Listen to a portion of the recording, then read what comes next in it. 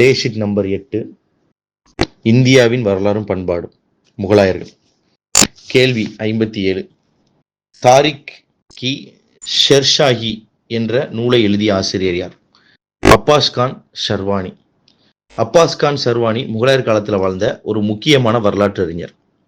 இவர் சர்வானி அப்படின்னு சொல்லக்கூடிய ஒரு பஸ்தூன் ஆப்கானிஸ்தான் குடும்பத்தை சேர்ந்தவர். இவங்களுடைய தந்தை காலத்துல பஹலுல் ரோடி அவருடைய ஆட்சி காலத்துல ஒரு பர்கானா 2000 ஏக்கர் அளவுள்ள நிலம் இவருக்கு பரிசாக இவருடைய தந்தையார் காலத்துல கிடைச்சிருக்கு. அதற்கப்புறமாக ஷாஷூர் அப்படிங்கிற ஒரு மன்னருடைய காலகட்டத்தில் வாழ்ந்திருக்கிறாங்க. குமாயின் ஆட்சி செய்வதற்கு சற்று இடைவெளி ஏற்படும் பொழுது ஷெர்ஷா சூரி என்பவர் ஆட்சியை பிடிச்சு அதற்கு பிறகு சூர் வம்சம் என்கின்ற ஒரு வம்சம் தோன்றுச்சு. அதனால சூர் வம்சம் முடிவடைந்த பிறகு மீண்டும் ஹுமாயூன் 1 ஆண்டுகள் ஆட்சி செஞ்சு அதற்கு பிறகு அக்பர் மீண்டும் அரசாட்சி ஏற்கிறாரு.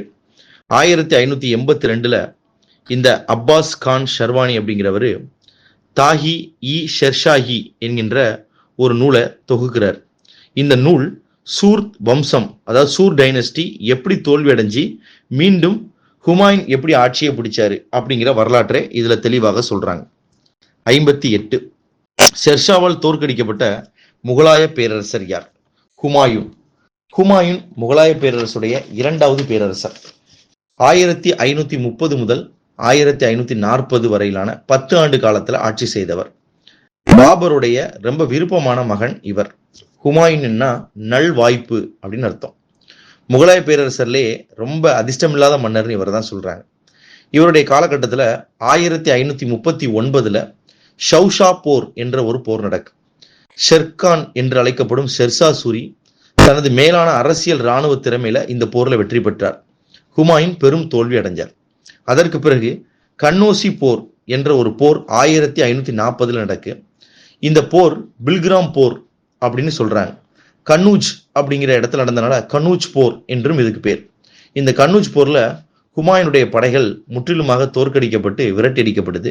அதனால கன்னூசி போர்லையும் இந்த சவுசா போர்லையும் தோற்கடித்த பிறகு ஷெர்ஷா சூரி என்பவர் 1540 முதல் 1555 காலகட்டம் வரைக்கும் சூர் வம்சம் என்கின்ற வம்சம் டெல்லியை ஆட்சி செய்கிறாங்க. 59. படம் வரைதல், பட வர்ணம் தீட்டுதலில் அதிக ஆர்வம் காட்டிய முகலாய மன்னர் யார்? அக்பர்.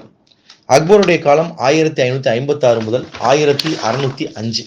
இந்த காலகட்டத்தில் வாழ்ந்திருக்கிறவர் அபுல் ஃபாசல், அபுல் பெய்சி, அப்துல் ரஹீம், கானி கான் இந்த நூலாசிரியர்கள், இது போக பீர்பால், ராஜா தோடர்மால், ராஜா பகவன்தாஸ், ராஜா மான்சிங் இவங்கெல்லாம் அக்பருடைய அவையில் இருந்தவங்க. பாடலாசிரியரும் இசை மேதையுமான தான்சேன், ஓவியர் தஷ்வந்த் இவங்கெல்லாம் அக்பருடைய அவையில் இருந்த முக்கியமானவங்க. பெயிண்டிங், அக்பருடைய காலகட்டத்தில் வண்ணம் தீட்டுதல் என்பது அவருக்கு விருப்பமான ஒரு பொழுதுபோக்கு அம்சமாக இருந்திருக்கு. இவங்க காலகட்டத்தில் வித்தியாசமான ஹிந்துஸ்தானி பெயிண்டிங்ஸ் இந்தியா முழுவதும் பிரபலமாக இருந்திருக்கு. முக்கியமாக அரசர்களே நிறைய ஓவியங்கள் வரைஞ்சதா சொல்றாங்க. மத்திய ஆசியாவிலிருந்து ஹுமாயூனோடு இந்தியாவுக்கு வந்த நுண் ஓவிய கலைஞரான அப்துல் சமத், மீர் சையத் அலி இவங்கெல்லாம் இந்திய ஓவியர்கள் வியக்கும் அளவுக்கான ஓவியங்களை வரைஞ்சவங்க.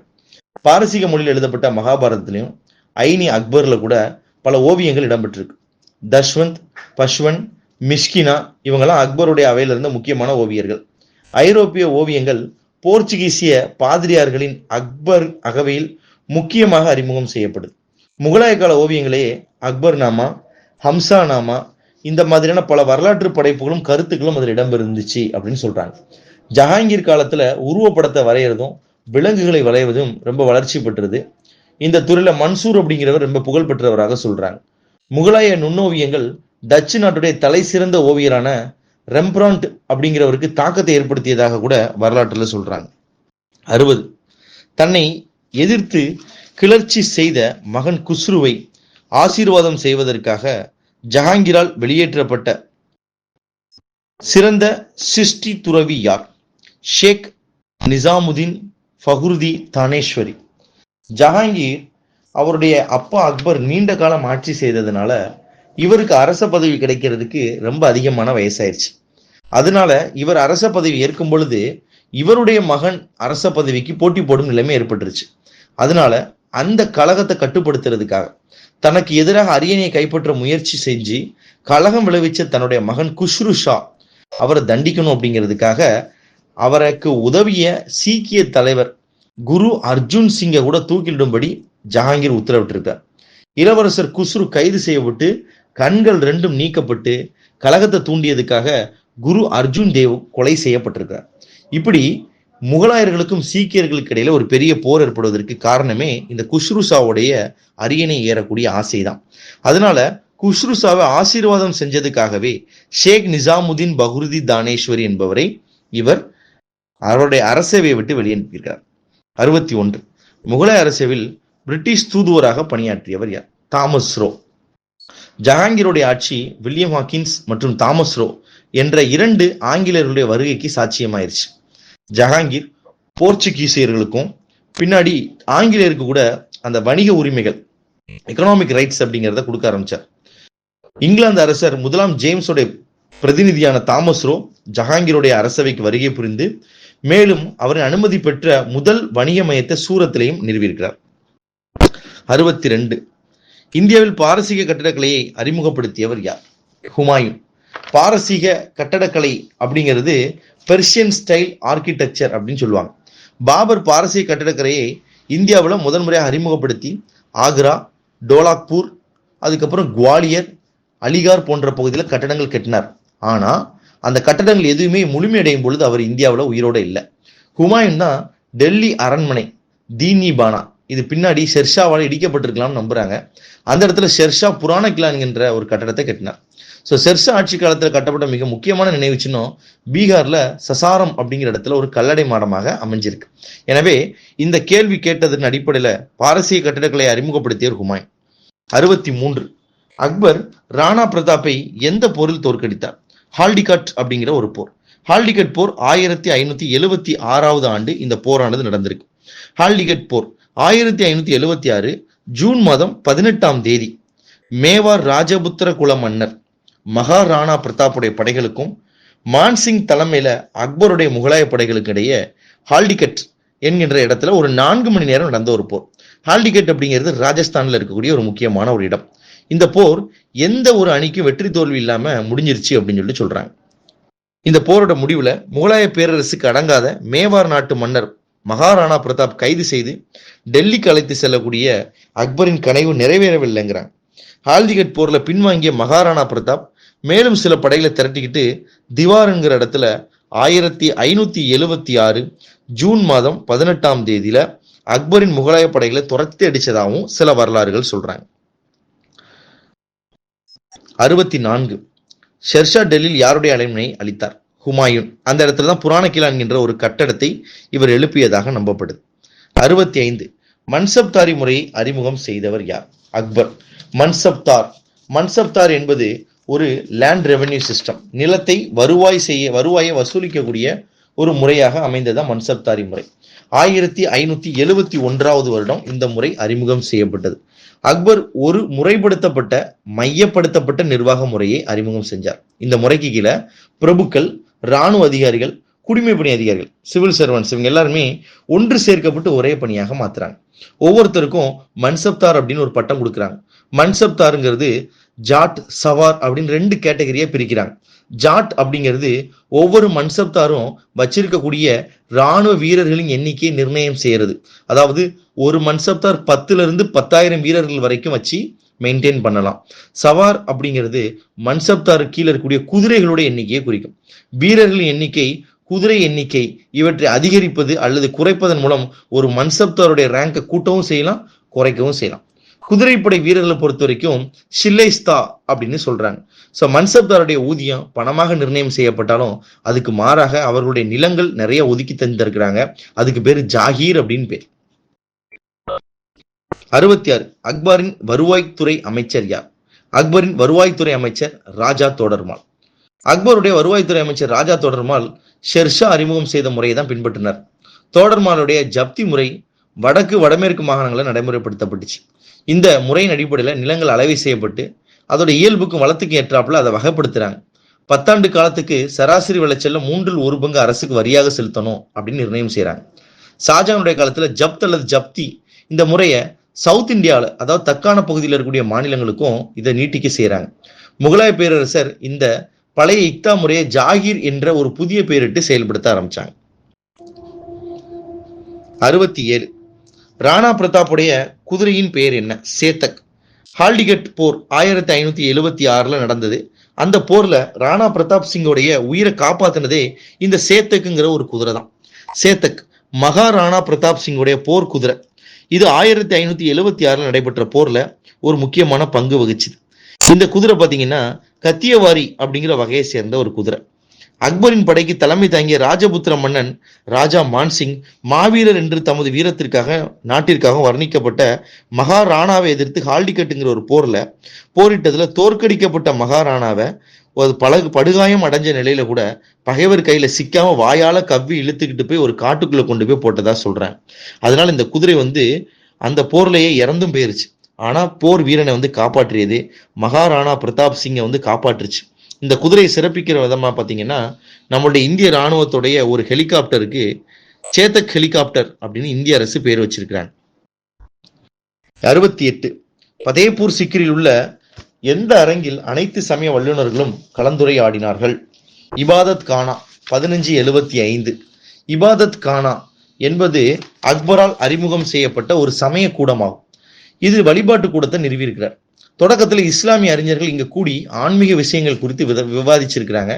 பின்னாடி இந்துக்களும் கிறிஸ்தவர்களும் ஜொராஸ்ட்ரிய மதத்தை சேர்ந்தவங்களும் சமணர்களும் விவாதத்துல பங்கு பெற்றிருந்தாங்க. சூஃபி துறவியான சலீம் சிஸ்டி, சீக்கிய குருவான ராம்தாஸ் அக்பருடைய அளவில்லா மதிப்பை மரியாதையை இங்க பெற்றதாகவும் சொல்றாங்க. 69 அக்பரால் மிகவும் போற்றப்பட்ட சூஃபி துறவி யார்? சலீம் சிஸ்டி. சலீம் சிஸ்டி என்பவர் பஞ்சாப் பகுதியைச் சேர்ந்த ஒரு சூஃபி இஸ்லாமிய துறை. அக்பர் நீண்ட காலமாக திருமணமாகியும் குழந்தை பேர் இல்லாமல் இருந்திருக்கிறார். அதனால அக்பர் தனக்கு ஒரு ஆண் குழந்தை அரச பதவிக்கு வேண்டும் என்று விரும்பி இந்த சலீம் என்கின்ற சலீம் சிஸ்டி துறவியை பார்த்து சந்திச்சு அவரிடம் வேண்டுறார். வேண்டி தனக்கு ஆசீர்வாதம் வழங்கும்படி கேட்டுக்கிறார். இதன் அடிப்படையில தான் பின்னாடி அவருக்கு மகன் பிறந்த உடனே அந்த துறவியுடைய பெயரை வைக்கிறார். சலீம் என்று பெயர் வைக்கிறார். அந்த சலீம் தான் பிற்காலத்துல ஜஹாங்கீர் என்கின்ற பெயரில் ஆட்சி அமைக்கிறார். அப்போ சலீம் சிஸ்டி என்பவர் தான் அக்பரால் மிகவும் போற்றப்பட்ட சூஃபி துறவி. 70 ஜப்தி என்னும் முறை எந்த ஆட்சி காலத்துல தக்கான மாநிலங்களுக்கும் நீட்டிக்கப்பட்டது? ஜப்தி முறை தொடக்க காலகட்டத்துல அறிமுகம் செய்யும் பொழுது பஞ்சாப் மற்றும் வடமேற்கு மாநிலங்கள்ல அக்பர் காலகட்டத்துல நடைமுறைப்படுத்தப்பட்டாலும் ஷாஜகானுடைய காலகட்டத்துல தக்கான பகுதிகள் சவுத் இந்தியாவுக்கு விரிவாக்கம் செய்யப்பட்டது. 71 வரியில்லா நிலங்கள் மத வல்லுநர்கள் மற்றும் சமய நிறுவனங்களுக்கு வழங்கப்பட்டது. அதுக்கு பேர் என்ன? சுயூர்கள் என்று அழைக்கப்பட்டது. நிலங்களை பொறுத்த வரைக்கும் நிறைய நிலக்கொடைகள் இவங்களுடைய காலகட்டத்துல வழங்கப்பட்டிருக்கு. அந்த நிலக்கொடைகள் மாகாண அரசுகளால் ஏற்றுக்கொள்ளப்பட்ட முறையாகவும் இருந்திருக்கு. வர்த்தகம் செய்பவங்க, வணிக செய்பவங்க, சமய கொள்கையில் ஈடுபடுபவர்கள் இவங்களுக்கும் இந்த மாதிரியான நிலங்கள்ல பங்கு கொடுக்கப்பட்டிருந்திருக்கு. 72 1526 நடைபெற்ற முதலாம் பானிபட் போர்ல பாபர் எதை திறம்பட பயன்படுத்தியதன் மூலம் வெற்றி பெற்றார்? பீரங்கி படை. முதலாம் பானிபட்டு போர் 1526 ஏப்ரல் மாதம் 21 நடைபெற்றது. பாபர் இப்ராஹிம் லோடியோட பெரும் படை எண்ணிக்கையில குறைவாக இருக்கக்கூடிய தன்னுடைய படையை வச்சு தோற்கடிச்சிருக்கிறார். பீரங்கி படை திறம்பட பயன்படுத்தியது பாபருடைய வெற்றிக்கு காரணம். டெல்லியையும் ஆக்ராவையும் பாபர் கைப்பற்றினார். இருந்தாலும் ராஜபுத்திரர் ஆப்கானிஸ்தான்காரங்களை இவர் முறியடிக்க வேண்டியிருந்துச்சு. பீரங்கியை பயன்படுத்தக்கூடிய படைக்கு ஆர்டிலரி அப்படின்னு பேர். வெடிமருந்து முதல்ல சீனர்களால் கண்டுபிடிக்கப்பட்டு கிபி 13வது நூற்றாண்டுல தான் ஐரோப்பாவே அது அடைஞ்சிச்சு. 14ஆம் நூற்றாண்டுக்கு இடைப்பட்ட பகுதியில் இது துப்பாக்கிகளையும் பீரங்கிலையும் பயன்படுத்தப்பட்டுச்சு. பாபருக்கு முன்னாடி இந்தியாவில் போர்கள்ல பீரங்கியை யாரும் பயன்படுத்தினதுக்கான ஆதாரங்கள் இதுவரைக்கும் கிடைக்கல. இவருடைய துலுக்மா அப்படிங்கிற போர் முறை மராத்தியர்களுடைய கொரில்லா போர் முறைக்கு ஒரு அடிப்படையாக அமைஞ்சுது அப்படிங்கிறாங்க. 73 கடைசி போரான காக்ரா போரில் பாபர் யாருக்கு எதிராக போரிட்டார்? ஆப்கானியர்களுக்கு. காக்ரா போர் 1529 ஆப்கானியர்களுக்கு எதிராக பாபர் மேற்கொண்ட இறுதி போர். சுல்தான் இப்ராஹிம் லோடியுடைய பிரதர் முகமது லோடியும் அவருடைய மருமகனான சுல்தான் நஸ்ரத் ஷாவுக்கும் பாபருக்கு எதிராக சதி செஞ்சாங்க. ஆபத்தை உணர்ந்த பாபர் அவர்களுக்கு எதிராக படையெடுத்து காக்ரா போர் என்கின்ற ஒரு போரை புரிஞ்சார். காக்ரா அப்படிங்கிறது கங்கை ஆற்றுடைய ஒரு முக்கியமான ஒரு துணை நதியாக இருந்துச்சு. அந்த காக்ரா ஆற்றோட கரையில இறுதியாக நடைபெற்ற போர்ல பாபர் ஆப்கானியர்களை தோற்கடிச்சார். ஆனால் ஆக்ராவில இருந்து திரும்பி லாகூர் செல்லக்கூடிய வழியில பாபர் 1530 காலமானார். பாபர் தன்னுடைய மகன் ஹுமாயூனுக்கு ரொம்ப இடர்பாடான ஒரு பணியை விட்டுட்டு போயிருக்கிறாரு. 74 யார் தனது உயரிய அரசியல் மற்றும் இராணுவ திறமையால் சௌசா போரில் வெற்றி பெற்றார்? சௌசா போர் 1539, கன்னோஸ் போர் 1540. இரண்டும் ஹுமாயூன் என்கின்ற மன்னருக்கு எதிராக ஷெர்ஷாவால் தொடுக்கப்பட்ட போராகும். 2 போர்லையும் ஷெர்ஷா சூரி வெற்றி பெற்றிருக்கார். ஷெர்ஷா என்பவர் பிறக்கும் பொழுது ஃபரித் என்று அழைக்கப்பட்ட ஒரு பெயரால் அழைக்கப்பட்டவர் தான். பின்னாடி புலியை கொண்டதால ஹிந்தியில புலினா ஷெர் என்ற ஒரு பெயர்ல இருக்கிறதுனால ஷெர்கான் என்று அழைக்கப்பட்டு பின்னாடி ஷெர்ஷா அப்படின்னு மாறினார். ஸோ இந்த ஷெர்ஷா தான் இந்த 2 போர்களையும் ஹுமாயூனை தோற்கடிக்கிறார். 75 எந்த நில உடைமை முறையில் நிலத்திற்கான வரியை வசூலிக்கும் பொறுப்பு, அந்நிலத்தை நிர்வகிக்கும் பொறுப்பும் அரசு அதிகாரிகளிடம் ஒப்படைக்கப்பட்டிருந்தது? ஜாகிர்தாரி முறை மற்றும் ஜமீன்தாரி முறையும். ஜாகிர்தாரி அப்படிங்கிறது ஒரு நில உடைமை முறை. டெல்லி சுல்தானியல் காலத்துல இந்த முறை வளர்ச்சி பெற்றுச்சு. இந்த முறைக்கு கீழே ஒரு குறிப்பிட்ட பகுதியில வரி வசூல் செய்யக்கூடிய அதிகாரமும் அந்த பகுதியை நிர்வகிக்கக்கூடிய அதிகாரமும் அரசாங்கத்தை சேர்ந்த ஒரு அதிகாரிட்ட ஒப்படைப்பாங்க. இது ஜமீன்தாரி முறைங்கிறதுல மற்றொரு நில உடைமை முறையாக இருந்துச்சு. பாரசீக மொழியில பெர்ஷியன் லாங்குவேஜ்ல ஜமீன்தார் அப்படிங்கிற வார்த்தைக்கு நிலத்துடைய ஓனர் அப்படின்னு பேர். முகலாயர் காலத்துல பிரபுக்கள் வர்க்கத்தை சேர்ந்தவங்க தான் ஜமீன்தாராக இருந்தன. அக்பர் பிரபுக்களும் முந்தைய அரசு குடும்பங்களின் வழித்தோன்றல்களும் நிலங்களை வழங்கி அவற்றை பாரம்பரியமாக அனுபவிக்கும் உரிமைகளையும் வழங்கியிருக்கிறாங்க. 76 அக்பரது நிதி நிர்வாகம் யாருடைய நிர்வாக முறையை பின்பற்றி அமைக்கப்பட்டது? ஷெர்ஷாவுடைய நிர்வாகத்தை தான் பின்பற்றி இவருடைய நிர்வாகம் அமைக்கப்பட்டதாக சொல்றாங்க. பின்னாடி காலகட்டத்தில் ஷெர்ஷா உடைய முறையை தான் இவங்க பின்பற்றி இருக்காங்க. 77 இளவரசர் குஷ்ருஷாவுடன் இணைந்து கலகத்தை தூண்டிவிட்டதற்காக ஜஹாங்கீரால் மரண தண்டனை விதிக்கப்பட்டவர் யார்? குரு அர்ஜுன் தேவ். இவர் ஒரு சீக்கிய குரு. சீக்கிய மத குருவை இவர் தூக்கிலிட்டதால் மீண்டும் மராத்திய அந்த சீக்கியர்களுக்கும் முகலாயர்களுக்கிடையே ஒரு பெரிய போர் ஏற்படுவதற்கு காரணமா இருந்தது. ஆனால் ஜஹாங்கீருடைய அப்பா அக்பர் காலகட்டத்துல இவர் சீக்கியர்களுடைய புனித தலமான அந்த பொற்கோயில் கட்டுவதற்கு நிலத்தையே தானமாக கொடுத்து சீக்கியர்களுக்கு இடையில் நல்லுறவை மெயின்டைன் பண்ணிட்டு இருந்தாரு. பட் இவருடைய காலகட்டத்தில் அது பிரச்சனையாக மாறி இருக்கு. 78 யார் பிரான்ஸ் நாட்டை சேர்ந்த 14ஆம் லூயி ஆகியோரின் சமகாலத்தவர்? ஷாஜகானுடைய காலகட்டத்தில் இருந்த சமகாலத்தவர்கள் நிறைய பேர் இருந்திருக்கிறாங்க. ஷாஜகானுடைய காலகட்டத்தில் நிறைய ஐரோப்பிய பயணிகளும் இந்தியாவுக்கு பயணம் சென்று வந்திருக்கிறாங்க. அப்போ அக்பருடைய காலகட்டத்தை சேர்ந்தவர் அப்படின்னு கொடுத்திருக்கிறாங்க. அக்பருடைய காலகட்டத்தை சேர்ந்தவங்க யாருன்னா இங்கிலாந்துடைய பேரரசி எலிசபெத், ஷேக்ஸ்பியர், பிரான்சுடைய முதல் அரசர் 4ஆம் ஹென்றி, பாரசீகத்துடைய சபாவி அரசமத்தின் மாபெரும் வலிமை மிக்க அரசர் மகா அப்பாஸ். இவங்கெல்லாம் அக்பருடைய காலகட்டத்தில் இருந்தவங்க. இங்கே கேட்டிருக்கு 14ஆம் லூயியுடைய சமகாலத்தவர் யாருன்னு கேட்டிருக்காங்க. ஷாஜகான். இது புத்தகத்திலே கொடுத்திருக்காங்க. பிரான்ஸ் அரசர் 14ஆம் லூயின் சமகாலத்து அரசரான ஷாஜகான் 30 ஆண்டுகள் ஆட்சி புரிஞ்சாருன்னு கொடுத்திருக்காங்க. பெர்னியர் என்ற பிரெஞ்சு மருத்துவர் இவருடைய ஆட்சி காலத்துல வருகை புரிஞ்சிருக்காரு. டவர்னியர் என்று சொல்லக்கூடிய ஒரு பிரெஞ்சு வர்த்தகர், மாண்டல்சோ ஜெர்மனி நாட்டுடைய ஒரு துணிச்சல் வீரர், பீட்டர் முண்டி இங்கிலாந்துடைய ஒரு பிசினஸ்மேன், மனுச்சி இத்தாலிய எழுத்தாளர், இவங்கெல்லாம் ஷாஜகானுடைய ஆட்சி காலத்துல இந்தியாவுக்கு வருகை தந்து அவருடைய காலத்துல எப்படி நிர்வாகம் இருந்துச்சு அப்படிங்கிறத நூல்கள்ல எழுதி கொடுத்தவங்க இவங்க தான். 79 கப்பலின் ஒட்டகம் என்று சொல்லக்கூடிய தொழில்நுட்பத்தை உலகத்தில் முதன்முறையாக கண்டறிந்த அரசர் யார்? அக்பருடைய காலகட்டத்தில் அறிவியல் நன்கு வளர்ச்சி அடைஞ்சதுன்னு சொல்றாங்க. அக்பருடைய காலகட்டத்தில் நீர் இறைக்கிறதுக்கு பல பீப்பாய்கள் இணைக்கப்பட்ட சக்கரம் பாரசீக சக்கரம்னு சொல்லக்கூடியது ஃபதேபூர் சிக்ரி கோட்டையில் இருந்துச்சு. வெடி உப்பை பயன்படுத்தி தண்ணீரை குளிர வைக்கக்கூடிய முறையை அக்பர் காலத்திலே கண்டுபிடிச்சிருக்கிறாங்க. கப்பலின் ஒட்டகம்னா ஒண்ணும் கிடையாது. ஒரு பெரிய கப்பலுக்கு இரண்டு பக்கத்திலையும் ஒட்டகம் என்று அழைக்கக்கூடிய 2 பகுதிகளை இணைக்கிறாங்க.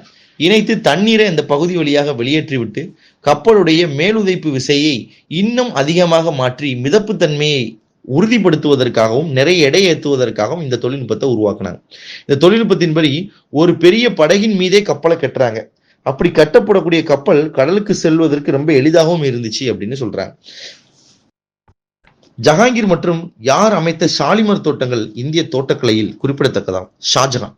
ஷாலிமர் தோட்டங்கள் இந்தியாவில் ஜம்மு காஷ்மீர் மாநிலத்தில் அமைக்கப்பட்டிருந்தது. தோட்டங்கள் வளர்த்தல் போன்ற பணிகள் ஜஹாங்கீர் காலகட்டத்தில் ரொம்ப பிரபலமாக இருந்தது. 81 தான்சேனை அக்பர் ஆதரித்தார். அவர் எங்கு இருந்தவர்? குவாலியர். மத்திய பிரதேசத்தைச் சேர்ந்த குவாலியர் என்கின்ற பகுதியில தான் தான்சேன் என்பவர் இருந்தார். அந்த தான்சேனை இவர் ஆதரிச்சார். இவர் இந்துஸ்தானி இசை வளர்ச்சிக்கு பங்காற்றியவர்கள் மிகவும் முக்கியமானவர். அக்பருடைய அரசவை கலைஞர், சிறந்த பாடகர் மட்டும் இல்லாம ரபாப் வாத்திய கலைஞராக இருந்திருக்கிறார். பல ராகங்களையும் கண்டுபிடிச்சிருக்கிறார். இவர் தான்சேன் குவாலியர் இடத்துல ஒரு இந்து குடும்பத்தில் பிறந்தவர். இவருடைய தந்தை முகுந்த் மிஸ்ரா. ஹரிதாஸ் சுவாமிகளோட இசை பயின்ற தான்சேன் மேவாவுடைய அரண்மனை வாத்திய கலைஞராக இருந்திருக்கார். பின்னாடிதான் அக்பருடைய அரசவை கலைஞராக மாறியிருக்காரு. அக்பர் இவருக்கு மியான் என்கின்ற ஒரு பட்டத்தையும் கொடுத்திருக்கார். பின்னாடி இஸ்லாமிய சமயத்துக்கு இவர் மாறினதாகவும் கதைகள் சொல்லப்படுது. பாதுஷா நாமா என்பது யாருடைய வாழ்க்கை வரலாறை குறிக்கக்கூடியது? பாதுஷா நாமா என்பது ஷாஜகானுடைய வாழ்க்கை வரலாறை குறிக்கக்கூடியது. அப்துல் ஹமீத் லஹோரி என்பவர் இந்த புத்தகத்தை எழுதியிருக்கார். இவர் 17வது நூற்றாண்டை சேர்ந்த வரலாற்றறிஞர். ஷாஜகானுடைய காலகட்டத்தில் அவருடைய அரசவையில விளங்கியவர். பாதுஷா நாமா என்பதை இவர் எழுதியிருக்கிறார். இதுல பாதுஷா நாமால ஷாஜகானுடைய வாழ்க்கை வரலாறு, முதல் 20 ஆண்டுகள் அவருடைய ஆட்சி, இதை பற்றி இவர் பெருமையாக எழுதியிருக்கிறதாகவும் சொல்றாங்க. 83 டேஷ் ஒரு ஜோதிட ஆய்வு நூல். தஜிகல் நீலகந்த தைவஜா என்பவரால் எழுதப்பட்ட நூல். இந்த நூல் இந்தியாவின் பழமையான 3 முறைகளில் ஒன்றான தஜிகா முறையை பற்றி எழுதப்பட்ட ஒரு வானியல் நூலாகும். வானியல் நூல்கள், பல்வேறு நூல்கள் இவர்களுடைய காலகட்டத்தில் மொழிபெயர்க்கப்பட்டது, எழுதப்பட்டது மற்றும் சிறப்பாக அதுல டிரான்ஸ்லேஷன் பண்ணப்பட்டதாகவும் இருந்திருக்கு. அப்படிப்பட்ட முக்கியமான இலக்கியங்கள் எல்லாத்திலையும் ஒரு வரலாற்று பூர்வமான ஜோதிட நூலாக இருந்திருக்கு. 84 தாஜ்மஹாலின் கட்டுமான பணிகளை ஒருங்கிணைத்தவர் யார்? தாஜ்மஹால் என்பது 1643 கட்டி முடிக்கப்பட்டது. அலங்கார வேலைகள் 1647 வரைக்கும் நடந்தது. இதுல பாரசீக வம்சாவளியைச் சேர்ந்த இந்தியரான உஸ்தாத் அகமத் லஹோரி என்பவர் தான் தலைமை கட்டடக்கலை நிபுணராக இருந்திருக்கிறார். 85 முகலாயர் கால ஓவியங்கள் அதிகமாக பயன்படுத்தப்பட்ட நிறங்கள் நீலம் மற்றும் சிவப்பை பயன்படுத்தியிருக்கிறாங்க. 86 சீக்கியர்களுக்கு பொற்கோயில் வழங்குவதற்கு நிலம் தாளமாக தந்தவர் யார்? அக்பர். அக்பர் காலகட்டத்தில் தான் குரு ராம்தாஸ் என்பவருக்கு நிலமானது கொடுக்கப்பட்டது. அதற்கு பிறகு குரு கிரந்த் சாஹிப்புடைய ஒரிஜினல் வெர்ஷன் அங்க வைக்கப்பட்டு பின்னாடி அந்த இடத்தில் பொற்கோவில் கட்டப்பட்டதாக வரலாறுகள் இருக்கு. முகலாயர் காலத்தில் நீதி சங்கிலி முறையை அறிமுகம் செய்தவர் யார்? ஜஹாங்கீர். ஜாபர் என்று சொல்லக்கூடிய நீதி சங்கிலி மனு நீதி சோழன் காலகட்டத்தில் இருந்த மாதிரியான ஒரு முறை. அரசர் அரண்மனைக்குள்ள இருக்கும் பொழுது வேறு யார் ஒரு சாதாரண நபர் கூட வெளியே வந்து அரசரிடம் நீதி வேண்டும் பொழுது இந்த மணியை அடிப்பதன் மூலமாக அரசருக்கு யாரோ உதவி கேட்கிறாங்க, நீதி உதவி என்பதை உணர்ந்து செயல்படக்கூடியது. 88 முகலாயர் காலத்தில் அலுவலகம் மற்றும் நீதிமன்ற மொழியாக விளங்கிய மொழி பாரசீக மொழி, பெர்சியன் லாங்குவேஜ்னு சொல்லும். ஸோ மக்கள் எல்லாமே பாரசீக மொழிகளை பேசியவர்களாகவும் இருந்திருக்கிறாங்கன்னு வரலாற்றில் சொல்லியிருக்கு. பல்வேறு புத்தகங்களும் பாரசீக மொழிகளில் எழுதப்பட்டதாக இருந்திருக்கு. டே ஷீட் நம்பர் 9 இந்தியாவின் வரலாறும் பண்பாடும். பகுதி மராத்தாக்கள். 1 தென்னிந்தியாவில் மராத்தியர் காலத்தில் கிராமத்தினை பாதுகாப்பது யாருடைய பொறுப்பு? பட்டில். பட்டில் என்பது மகாராஷ்டிராவில் இருக்கக்கூடிய ஒரு இனப்பிரிவினர். பொதுவாகவே இவங்க தான் அந்த கிராம பகுதியில் நிர்வாகத்தை செய்திருக்கிறாங்க. மராத்தியர் காலத்தில் நிர்வாகத்தில் அடிப்படை பிரிவாக கிராமம் இருந்தது. பட்டேல் கிராமத்துடைய தலைமை நிர்வாக அதிகாரியாக இருந்தார். அவர் அரசுடைய ரெவென்யூவை மத்திய அரசுக்கு அனுப்பக்கூடிய பொறுப்பை வைத்திருந்தார். பட்டேலுக்கு உதவியாக குல்கர்னி அல்லது கணக்காளர், அதுக்கப்புறம் டாக்குமெண்ட் பாதுகாக்கக்கூடிய ரெக்கார்ட் கிளர்க்ஸ் போன்றவர்கள் இருந்திருக்கிறாங்க. நகர நிர்வாகத்தை பொறுத்த வரைக்கும் நகரங்கள்லையும் மாநகரங்கள்லையும் தலைமை அதிகாரி கொத்துவால் என்கின்ற பெயரில் அரசு அலுவல்களை செய்து வந்திருக்கிறார். அடுத்த கேள்வி 2 சிவாஜியுடன் தொடர்புடைய ஊர் எது? சிவநேரி. ஜுன்னார் என்ற இடத்துக்கு அருகே சிவனார் என்ற பகுதியில் தான் சிவாஜி பிறந்தார். சிவாஜி 1627 பிறக்கிறாரு. தன் தாயான ஜீஜாபாயோடைய பாதுகாப்புல வளர்றார். சிவாஜியுடைய ஆசிரியரும் குருவுமாக இருந்த தாதாஜி கொண்டதேவ் அவருக்கு குதிரையேற்றம், போர்க்கலை, அரசு நிர்வாகம் இதெல்லாம் பயிற்சி கொடுக்கிறாரு. இவருடைய தந்தை பார்த்தீங்க அப்படின்னா சின்ன வயதிலேயே இவரை தனியாக தவிக்க விட்டதாகவும் அதற்கு பிறகு இவருடைய கட்டுப்பாட்டில் இவர் வளர்ந்ததாகவும் சொல்லப்படுறாங்க. சிவாஜியுடைய தந்தை ஏற்கனவே சாஜி போன்ஸ்லே ஒரு மிகச்சிறந்த குதிரை வீரராக இருந்திருக்கிறாரு. அவருடைய தந்தையுமே ஒரு குதிரை வீரராக இருந்திருக்காரு. எனவே வழி வழியாகவே சிவாஜியுடைய பரம்பரை சேர்ந்த அனைவரும் இராணுவத்தில் குதிரை ஓட்டக்கூடிய தளபதிகளாக இருந்திருக்கிறாங்க. 3. சிவாஜியின் முடிசூட்டு விழா 1647 நடைபெற்ற கோட்டை ராய்கர் கோட்டை என்று அழைக்கப்படுகிறது. 1674 ஜூன் மாதம் 6ஆம் தேதி சிவாஜி ராய்கர் கோட்டையில வேத முறைப்படி அரியணை ஏறுகிறார். சத்ரபதி என்ற பட்டம் இவருக்கு அப்பொழுதுதான் சூட்டப்படுகிறது. சத்திரம் என்றால் குடை என்றும், பதி அப்படின்னா அரசன் அல்லது தலைவன் என்றும், சமஸ்கிருத சொல் பேரரசன் என்ற ஒரு சொல்லுக்கு இணையான ஒரு சொல்லை ஒரு சூட்டுறார். ஜகத்கர்த்தா என்கின்ற பட்டமும் இவருக்கு சூட்டப்படுகிறது. 4. மராத்தியர்களுடைய ஆட்சியில் பஞ்சாயத்தை பஞ்ச பரமேஸ்வரர் என்றும், பஞ்சாஸ் என்பவர்களை இப்படியும் அழைத்தார்கள். மாபாப் என்ற பெயரில் அழைத்தார்கள். கிராமப்புறத்தை பொறுத்த வரைக்கும் மராத்தியர்களுடைய நிர்வாகம் பட்டேல் என்கின்ற மக்களால் நிர்வாகம் செய்யப்பட்டது. அது மட்டும் இல்லாம மராத்தியர்களுடைய நகர நிர்வாகம் கொத்வால் என்பவர்களாலும் நிர்வாகம் செய்யப்பட்டது. உள்ளாட்சி நிர்வாகங்களை கவனிப்பதற்கு இவங்கள்ட்ட தனித்தனி பிரிவினர்கள் இருந்திருக்கிறாங்க. பெரிய மாகாணங்களை ஷர்ஷுபாஸ்தார்கள் அப்படின்னு சொல்லக்கூடிய ஆளுநர்கள் ஆட்சி செஞ்சாங்க. மாகாணங்களுக்கு கீழே இருந்த மண்டலங்களை சுபாக்கள் மற்றும் பிராந்துகள் என்று அழைச்சாங்க. மம்லதார்கள், காமா விஸ்தார் இவங்கெல்லாம் மாவட்டத்துல பேஷ்வாக்களுடைய பிரதிநிதிகளாகவும் இருந்திருக்கிறாங்க. தேஷ்முக், தேஷ்பாண்டே இவங்கெல்லாம் மாவட்ட அளவுல கணக்குகளை கவனிச்சு வந்த அதிகாரிகளாகவும், மம்லதார், காம விஸ்தார் இவங்கெல்லாம் நடவடிக்கைகளை கண்காணிக்கிற சூப்பரண்டாகவும் இருந்திருக்கிறாங்க அப்படிங்கிற செய்திகளும் சொல்றாங்க. 5. சிவாஜி சபையில் அஷ்டபிரதானில் வெளியுறவு அமைச்சராக செயல்பட்டவர் யார்? சிவாஜி காலகட்டத்தில் 8 அமைச்சர்களை அவர் தன்னுடைய கைவசம் வைத்திருந்தார். 8 என்பதன் சமஸ்கிருத சொல் அஷ்டம். அஷ்டம் என்கின்றது 8ஐ குறிக்கக்கூடியது. 8 பேர் கொண்ட மந்திரி சபை.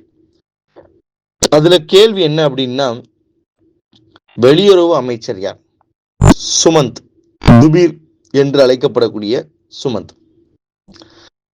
சிவாஜியுடைய 8 அமைச்சர்கள்ல முதன்மையானவர்கள் பேஷ்வான் என்கின்ற பிரதான அமைச்சர்கள்.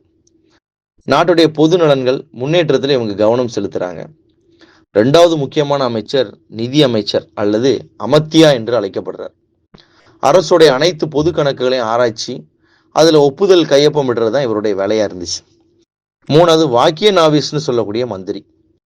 அரசுடைய நடவடிக்கைகள், நீதிமன்ற நடவடிக்கைகளை டாக்குமெண்டாக இவர் பராமரிச்சுட்டு வந்தார். 4வதா நம்ம பார்த்த சுமந்த் என்ற டாபீர் வெளியுறவு அமைச்சர். வெளியுறவு பற்றிய கொள்கைகள்ல மன்னருக்கு ஆலோசனை வழங்குறாரு, தூதர்களை வரவேற்றார்.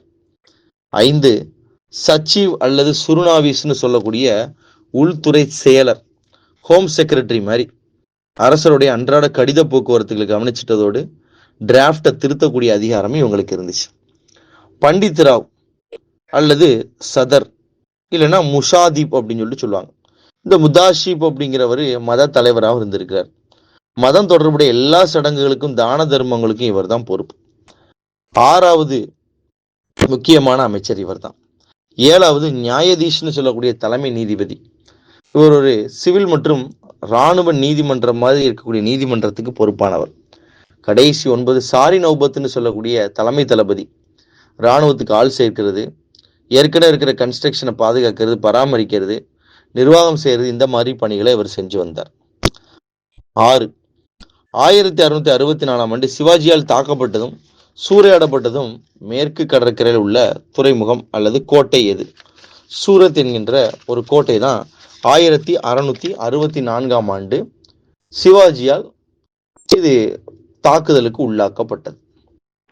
சூரத் நகரை குறிவச்சு சிவாஜி 1664ஆம் ஆண்டு ஒரு பெரிய தாக்குதலை நிகழ்த்தினார்.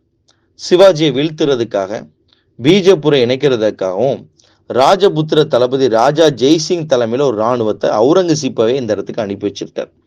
அப்போது இளவரசர் மூவாசம், பின்னாடி முதலாம் பகதூர் ஷான்னு சொல்லப்பட்ட அவர் தான் தக்காணத்துடைய கவர்னரா இருந்தார். 1665 புரந்தர் கோட்டைகளை சுற்றி வளர்ச்சி அவுரங்கசீப்புடைய படைகள் சிவாஜியை கைப்பற்றுறாங்க. 1665 வருஷம் புரந்தர் உடன்படிக்கை போட்டு சிவாஜி கைப்பற்றின கோட்டைகளை வைத்துக்கொள்ள அனுமதி வச்சாங்க. ஆனால் ஆக்ராவிற்கு பயணம் செய்ய வேண்டும் என்று ஒரு கட்டாயம் விதிக்கப்பட்டது. 7. சிவாஜி எங்கு கடற்படை தளபதியை நிறுவியிருந்தார்? கோலாபா. கோலாபாங்கிறது மும்பைக்கு பக்கத்தில் இருக்கக்கூடிய ஒரு முக்கியமான ஒரு துறைமுகம், மகாராஷ்டிரா மாநிலத்தில் அமைஞ்சிருக்குது. சிவாஜியுடைய காலகட்டத்தில் இராணுவ வீரர்கள் அனைவருமே சிவாஜியால் நேரடியாக தேர்ந்தெடுக்கப்பட்டவங்க தான். ஒவ்வொரு படை வீரருமே சிவாஜி தான் நேரடியாக தேர்ந்தெடுத்திருக்கிறார். பணி நிறைவு பெற்ற மிகவும் போற்றப்பட்ட படை தளபதிகளுடைய பொறுப்புல கோட்டைகளை விடுறாங்க. காலாட்படை, குதிரைப்படை, யானைப்படை, இராணுவத்துடைய பல பிரிவுகள் இருந்திருக்கு. கொரில்லா போர் முறை என்கின்ற ஒரு போர் முறையை இவங்க சிறப்பாக பின்பற்றினதாக சொல்றாங்க. இன்னைக்கு இருக்கக்கூடிய நவீன இராணுவத்துடைய பல்வேறு கட்டமைப்புகள், ஹைரார்கீஸ் எல்லாமே பார்த்தீங்கன்னா இந்த மராத்தியர்களை பின்பற்றி தான் இருந்திருக்கு. 8. மராத்தியர் ஆட்சியில் நாட்டின் முக்கிய வருவாய் எதிலிருந்து பெறப்பட்டது? நிலவரி. அரசாங்கத்துக்கு வருமானம் செஞ்சு தந்தது இந்த வருமானம் எல்லாமே நிலத்தை மையமாக வச்சு தான் இருந்தது. நிலம் அளவீடு செய்யப்பட்டு மதிப்பிடப்பட்டிருக்கு. மொத்த உற்பத்தியில அரசோட உரிமையா 30% நிர்ணயிக்கப்பட்டு அது பணமாகவோ அல்லது பொருளாகவோ பெறப்பட்டது. நிலவரி உண்மையின் விளைச்சல் அடிப்படையில தான் நிர்ணயம் செய்யறாங்க. 5/3 பங்கு விவசாயிகளுக்கு ஒதுக்கிருச்சு, 5/2 பங்கு அரசு எடுத்துக்கிட்டாங்க. அப்படின்னு கணக்கு பண்ணி பார்த்தீங்க அப்படின்னா 5/2 பங்கு, 10/4 பங்கு, அப்போ 100க்குன்னு பார்த்தீங்கன்னா 40% அரசுக்கும் 60% விவசாயிக்கும் கொடுத்துக்கிட்டாங்க. சவுத் அல்லது சர்தேஷ்முகி என்ற 2 வரிகளை தன்னுடைய சாம்ராஜ்யத்தின் அண்டை பகுதியிலான முகலாய சாம்ராஜ்யங்கள்ல இருந்து பீஜப்பூர் சுல்தானிடம் இருந்து கைப்பற்றின பகுதிகள்கிட்ட சிவாஜி வசூலிச்சார். மராத்தியர் கைப்பற்றிய மாவட்டத்துல வருவாயில 4/1 பங்குக்கு பேர் சவுத்னும், சர்தேஷ்முக் என்ற ஒரு தகுதியின் அடிப்படையில் சிவாஜி தனது கூடுதல் வருவாய் 10% சர்தேஷ்முக் என வருவாய் மூலமாகவும் பெற்றிருக்கார். இவங்களுக்கு நிலத்தின் மூலமா தான் பெரு அளவுல வருமானம் கிடைச்சிருக்கு. 9. சவுத். எந்த அரசு சவுத் எனப்படும் வரியை விதித்தது? முகலாய சாம்ராஜ்யம். 10. தஞ்சாவூருடைய முதல் மராட்டிய மன்னர் யார்? வெங்கோஜின்னு சொல்லக்கூடிய எக்கோஜி. ஸோ சிவாஜியோடைய ஒரு சிற்றன்னையின் மகன் தான். சிவாஜிக்கு ஒரு விதத்துல அவரும் சகோதரர்.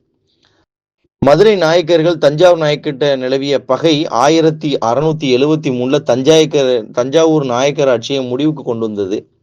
இந்த பகைக்கு பிறகு 1676 மராத்திய தளபதி வெங்கோஜி தன்னை அரசராக அறிவிச்சார். இப்படிதான் மராத்தியர் ஆட்சி தஞ்சாவூர்ல தொடங்குச்சு. கர்நாடகத்தின் மீது 1677 படையெடுத்து வந்த சிவாஜி வெங்கோஜி அகற்றிவிட்டு தன்னுடைய இன்னொரு சகோதரரான சாந்தாஜி என்பதை பதவியில் அமர்த்தினார். ஆனால் வெங்கோஜி மீண்டும் தஞ்சாவூரை கைப்பற்றார். அவருடைய மறைவுக்கு பிறகு அவருடைய மகன் சாஜி தஞ்சாவூரை கைப்பற்றுறாரு. அதுக்கப்புறம் 2ஆம் சரபோஜி வரிசையாக மராத்திய சாம்ராஜ்யம் வெங்கோஜியை தலைமையாக வைத்து வருது. 11. 3ஆம் பானிபட்டு போருக்கு பின் மராட்டிய சிம்மாசனத்தில் அமர்ந்தவர் யார்? மாதவராவ். 3ஆம் பானிபட்டு போர் மராத்தியர்களுடைய ஒரு முக்கியமான வீழ்ச்சிக்கு காரணமாக இருந்த போர் இந்த 3ஆம் பானிபட்டு போர். 1761 ஜனவரி மாதம் 14ஆம் தேதி இந்த போர் நடக்கும். மராத்திய இராணுவம் முற்றிலுமாக இந்த போரில் அழிந்தது. ஹோல்கர் தப்பி ஓடுறாரு. சிந்தியாவின் படைகள் அவரை துரத்துது. பானிபட் போருக்கு பிறகு அப்தாலி 2ஆம் ஷா ஆலத்தை தில்லியின் மன்னராக அங்கீகரிக்கிறார். முதல்ல கடுமையான அதிர்ச்சியை சந்திச்ச மராத்தியர்கள் 10 ஆண்டுகளுக்குள்ள முகலாய மன்னர் ஷா ஆலத்தின் பாதுகாவலர்களாக உருவாகி வடக்கே தங்களுடைய அதிகாரத்தை மீண்டும் நிலைநிறுத்த முயற்சி செஞ்சிருக்காங்க. இது ஒரு முக்கியமான ஒரு சூழ்நிலையாக அமைஞ்சிருக்குங்கிறாங்க. இதற்கு பிறகு மாதவராவ் என்பவர் பேஷ்வாவாக பொறுப்பேற்றிருக்கார். 12. மிகவும் சக்தி வாய்ந்த பேஷ்வா யார்? முதலாம் பாஜிராவ். பேஷ்வாக்களுடைய ஆட்சி என்பதே முதலாம் பாலாஜி விஸ்வநாத் என்பவருடைய காலத்துல இருந்து தான் தொடங்குது. பாலாஜி விஸ்வநாத், அதற்கு பிறகு வந்தவர்கள்ல முக்கியமானவர் பார்த்தீங்க அப்படின்னா முதலாம் பாஜிராவ். அந்த முதலாம் பாஜிராவுக்கு பிறகு வந்தவர் பாலாஜி பாஜிராவ். 3 பாஜிராவ் வம்சத்தை சேர்ந்த பேஷ்வாக்கள் முக்கியமானவங்க. அதுல 2ஆவதாக சொல்லப்படக்கூடிய முதலாம் பாஜிராவ் என்பவர் கொஞ்சம் முக்கியமானவர். சாகுவால் பேஷ்வாவால் நியமிக்கப்பட்டவர். மராத்திய சாம்ராஜ்யத்தின் அதிகாரத்தை மேம்படுத்தியவர். பேஷ்வாவுக்கு சிம்ம சொப்பனமாக விளங்கிய தலைமை தளபதி திரிம்பக் ராவ் 1731 பரோடா அருகே தபாய் என்கின்ற இடத்துல போரில் கொல்லப்படுறார். தலைமை தளபதியின் பதவியையும் பேஷ்வா ஏற்றுக்கிறாரு. தானே, சால்செட், பசின் போன்ற பல்வேறு பகுதிகள் 1738 போர்ச்சுகீசியர்களிருந்து கைப்பற்றப்பட்டு அந்த கொங்கன் பிரதேசத்திலேயே அவர்களை விரட்டி அடிக்கிறாங்க. அந்த அளவுக்கு ஒரு முக்கியமான ஒரு பேஷ்வாவாக தன்னை உயர்த்துறாரு. நிதி நிர்வாக செயல்பாடுகளை பாஜிராவ் பூனேயிலிருந்து மையப்படுத்தி செயல்படுத்த ஆரம்பிக்கிறார். 13. சிவாஜியின் அஷ்டபிரதானத்தில் தலைமை நீதிபதி என்றால் என்ன? நியாயதீஷ் என்று அழைக்கப்படுகிறார். 14. Guerrilla warfare system. கொரில்லா போர் முறை என்றால் என்ன? முறைசாரா போர் முறை. போர் என்றாலே அந்த போர் நடப்பதற்கு சில அறம் பின்பற்றப்படுகிறது. ஆனால் கொரில்லா போர் முறையை பொறுத்த வரைக்கும் மறைந்திருந்து தாக்கக்கூடிய ஒரு முறையை சிவாஜி பின்பற்றினார். இதை தமிழ்நாட்டிலையும் பார்த்தீங்கன்னா பின்பற்றியவர் தான் தீரன் சின்னமலை என்பவர். 15. 1659 பீஜப்பூர் படைத்தளபதி அப்சல் கானை கொன்றவர் யார்? சிவாஜி. அப்சல் கானுடைய கொலை தான் சிவாஜியை பெரிய அளவில் எடுத்து செல்லுது. அப்சல் கான் அதாவது பீஜப்பூர் சுல்தான் சிவாஜி மீது தாக்குதல் நடத்த முடிவு செய்கிறார். அப்சல் கான் பெரும் படையோட அந்த பணியில் ஈடுபடுத்தப்படுறாரு. மலையில ஒளிஞ்சிருக்கக்கூடிய எளிய சங்கிலி கட்டி இழுத்து கொண்டு வருவேன் அப்படின்னு சொல்லி பீஜப்பூர் சுல்தான் போறாரு. பீஜப்பூர் சுல்தான் இந்த படைக்கு தலைமை தாங்கி போறாரு. இந்த போர் சுமார் 1 வருஷம் நடந்துச்சுன்னு சொல்றாங்க. ஆனா எந்த பகுதியையும் வெல்ல முடியல. இறுதியாக பேச்சுவார்த்தைக்கு பிறகு சிவாஜி தன்னுடைய ஆளுகையில் கீழ் உள்ள பகுதிக்கு ஆட்சியாளராக நியமிக்கப்பட்டிருக்கிறார். 16. சிவாஜியின் பாதுகாவலர் யார்? தாதாஜி கொண்டதேவ். சிவாஜி அவருடைய தந்தை பேரு ஷாஜி போன்ஸ்லே, தாயார் பேர் ஜீஜாபாய்.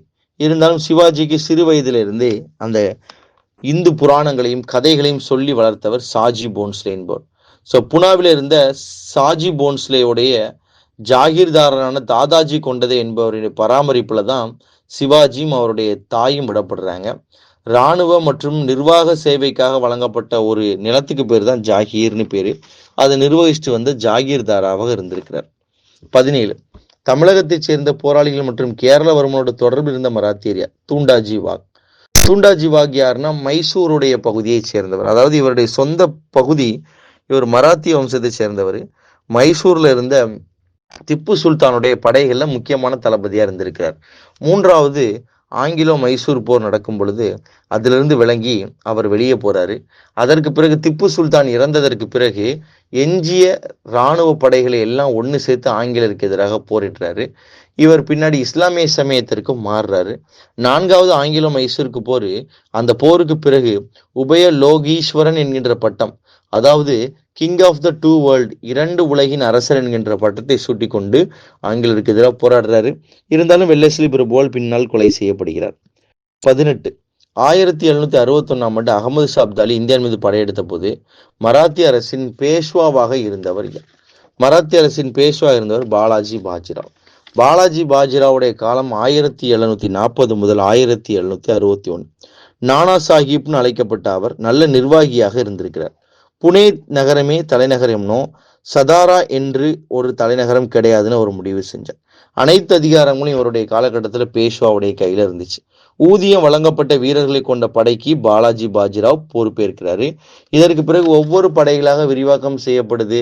1745க்கும் 1751 இடைப்பட்ட காலத்துல மராத்திய தளபதி ரகுஜி போன்ஸ்லேயுடைய தலைமையில கொள்ளையடிப்பது நோக்கமாக கொண்டு படையெடுப்புகளை இவர் மேற்கொண்டிருக்கிறார்.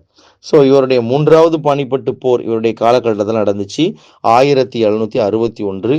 அது அகமது ஷா அப்தாலியுடைய படையெடுப்பு என்று அழைக்கப்படுகிறது.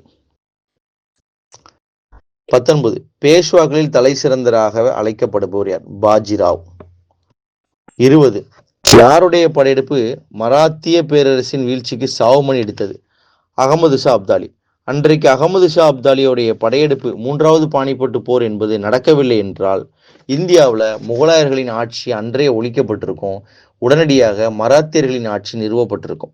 ஆனால் அகமது ஷா அப்தாலி என்கின்ற ஆப்கானிய படையெடுப்பாளர் படையெடுத்து வந்து இவர்களுடைய ஆசையை நிறைவேற விடாமல் தடுக்கிறார். 21. சிவாஜி யாருடன் புரந்தர் உடன்படிக்கையை செய்து கொண்டார்? சிவாஜி ராஜா ஜெய்சிங் என்பவருடன் உடன்படிக்கை செய்கிறார். எந்த ஆண்டு? 1665 ஜூன் மாதம் 11ஆம் தேதி.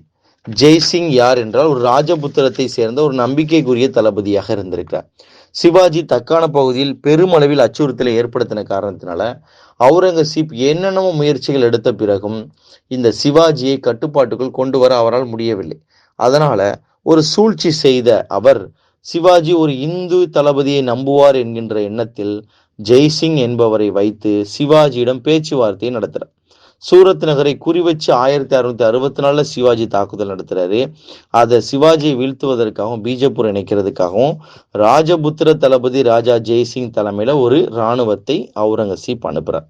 அப்போ ஜெய்சிங் போய் சிவாஜியை முற்றுகையிட்டு அவரிடம் ஒரு ஒப்பந்தம் கையெழுத்து போடுறாரு.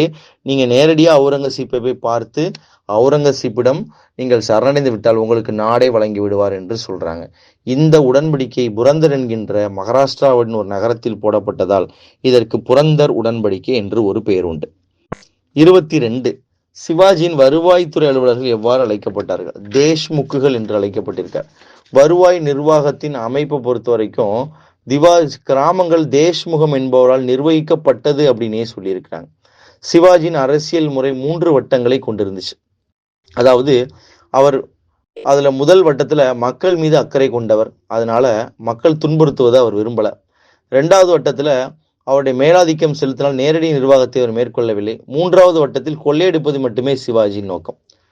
அவர் ஒவ்வொரு கிராமத்திலும் அதிகாரமிக்க கிராம தலைவராக பட்டியல வச்சிருந்தாரு. அவருக்கு உதவியாக குல்கர்னி என்கின்ற ஆவண காப்பாளர் இருந்திருக்கிறார். இதே காலகட்டத்தில் கிராமங்கள் தேஷ்முகம் என்பவரால் நிர்வாகம் செய்யப்பட்டது.